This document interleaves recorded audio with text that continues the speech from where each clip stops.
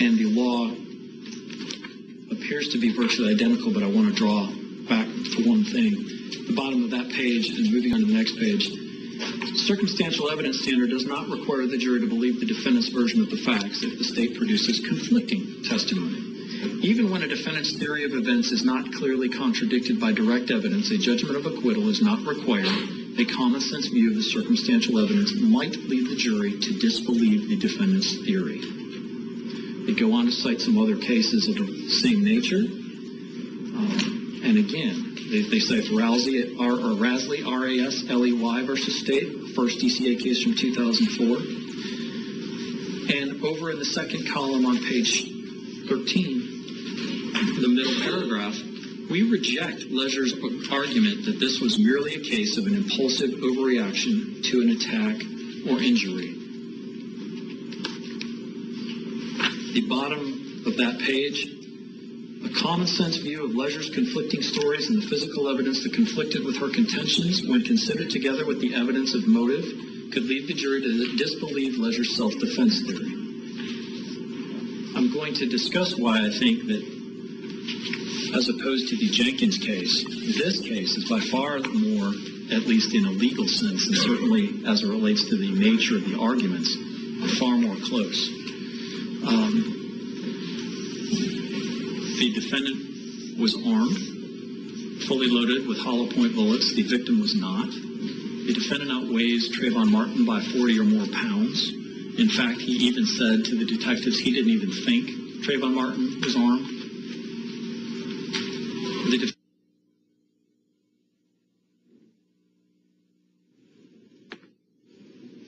We're going to take a quick break, and when we come back... He's operating contrary to his training. He's operating contrary to the direct suggestions of the police. According to the testimony of at least some of the witnesses, the defendant initiated that confrontation. There was running. There was a chase. There was an upright struggle.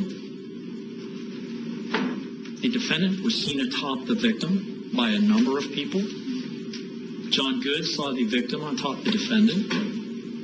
It doesn't mean the positions didn't get switched, that there wasn't a rolling struggle, but none of that justifies granting a judgment of acquittal. The defendant is the one with the MMA training.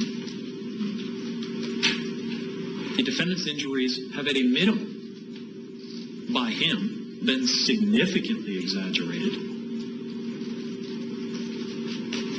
He was caught in several inconsistent statements, and I'm sure the court has noticed some, but let me put it this way. This defendant has been now exposed as having gone weeks after this incident in the company of his attorney on a nationally televised program in front of millions of people and told a flat-out lie, a big one, about whether he even knew about the nickname for the self-defense law in the state of Florida. He's demonstrated that he has no apparent compunction about doing something like that. I'm not sure why any jury should be presumed to have to take his word about anything else. And the only person who offers any evidence that the victim in this case, who ended up with a bullet in his heart, was the initial aggressor in any way, shape, form, or fashion, is the guy who went on Sean Hannity and lied.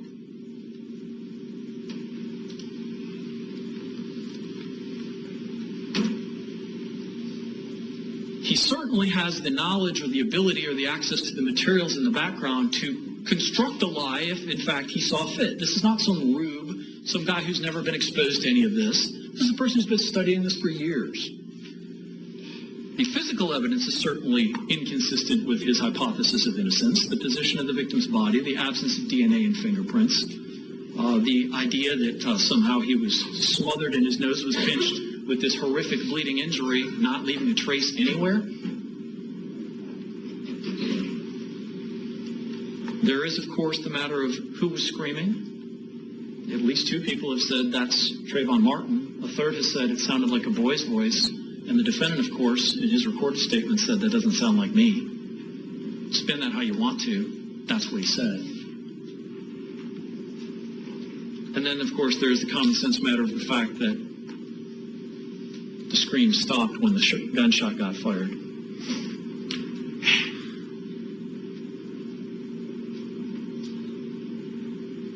The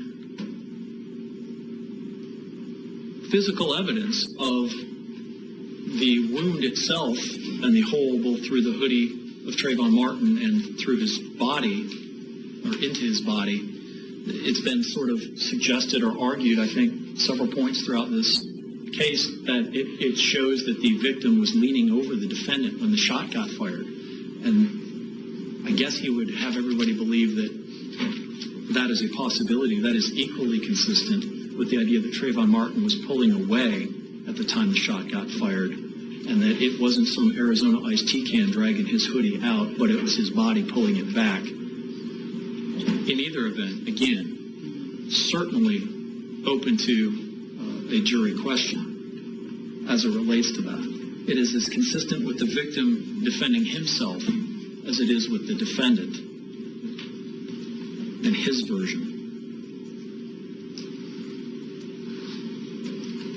There is this supposedly horrific struggle during which the defendant claims at various points in time he sustained, 30 punches, 25 slams of his head to the concrete, all this screaming going on, this hand fighting and everything else, this straddling, and yet the murder wound is a single, perfectly straight, perfectly calibrated shot straight through the heart.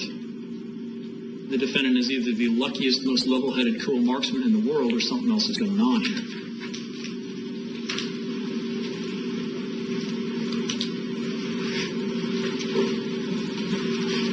There is, John Good is relied upon in great part by the defense, and expectedly so. But even he says, I never actually saw or even heard any blows really land. Nobody heard 50 screams.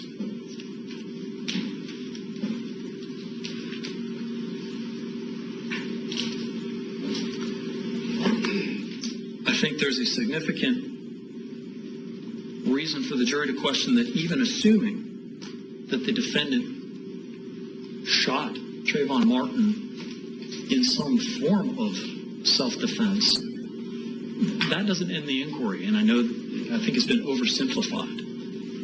Professor Carter alluded to this. No, the standard is whether it was reasonable that he feared imminent death or great bodily harm. Now, the defense has an argument that they have advanced that says that's it, but that's certainly not the only argument. It's not the law. It's not the instruction. The instruction is, was his action reasonable? And given what we now know about the defendant's version and how much credibility he has, the defendant's attitude in history and what he felt and thought, and the actual extent of the injuries, which again, the law, it is true that the law says you don't actually have to have injuries, but why exaggerate them? Why make them to something that they really aren't? So the question is whether he was reasonable in using that level of force, particularly if you believe the defense's theory that, well, he knew the police were going to be right there. So the one final inconsistency I'll point out as to whether or not this was self-defense is as it relates to the defendant's account to his best friend. When you think about it, the defendant swore that he was attempting to scoot or move or somehow get off the sidewalk at the time that he claims Travyon Martin was above him with his knees to the defendant's armpits. And yet at that same time, according to the defendant, Travyon Martin noticed the defendant's firearm and went for it. And the defendant, nonetheless, was able to grab it, pull it out, and as he demonstrated, fire it into his heart. I think that's a pretty big physical impossibility. I think everybody with common sense already realizes that. So the central question, Your Honor, is really which one of these individuals was most defending themselves. That is a question the jury should answer. I want to say something about the Jenkins case because Mr. O'Mara characterized that as, quote, one of the most instructive cases, and, quote, the facts are close. Here are the facts. Witnesses described Mr. Cerezo, that's the victim, as furious and a wild man. Mr. Jenkins testified that Mr. Cerezo was acting like a lunatic. Mr. Cerezo claimed that he was a gang member and that he would come back to the mobile home park with 20 guns and silencers and kill everybody. One of the witnesses testified he heard Mr. Cerezo yelling, "I'm going to kill you, you're a dead man." Another witness heard Mr. Cerezo threaten to burn down Mr. Jenkins' trailer. Mr. Cerezo claimed that he had a Glock with which he was going to cap Mr. Jenkins. Mr. Cerezo then clenched his fist and charged at Mr. Jenkins again.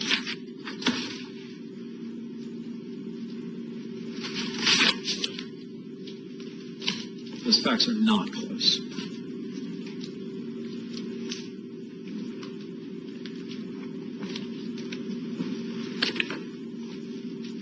One of the final cases I cited to Your Honor is the case of Hoffman versus State, and I think I even saw this in the defendant's packet as well.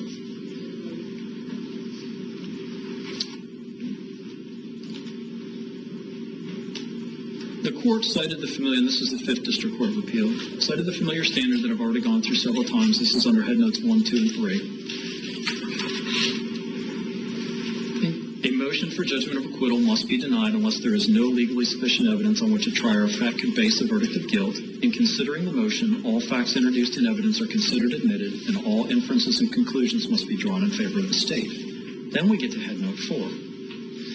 A jury question is presented when the evidence is reasonably susceptible of two views, either that the defendant's action in shooting was justifiable self-defense, or that such action evinced a depraved mind without proper regard for the life of the victim. The evidence adduced at trial clearly allows for a difference of opinion between reasonable people as to whether the shooting was in self-defense, and therefore the court said the motion denied.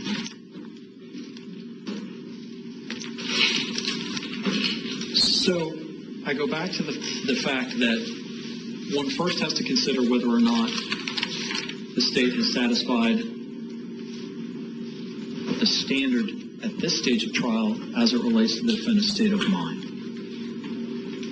We believe we have, both through direct and circumstantial evidence, even if the circumstantial evidence were considered alone. Secondly, assuming that, the only hypothesis of innocence advanced or suggested is that the defendant acted with justifiable use of deadly force. That is certainly open to question, as is everything pretty much that the defendant himself has said. So the state believes the motion should be denied. I will close by saying that even if the court felt compelled to grant at this stage a motion as to second-degree murder, there remains the necessarily lesser included offense of manslaughter, as to which there is no requirement of showing ill will or anything like that. And therefore, the state believes that even if, and we're not saying he should because I think I've made the point, but even if, at a minimum, proceed forward on that charge. Thank you, Your Honor.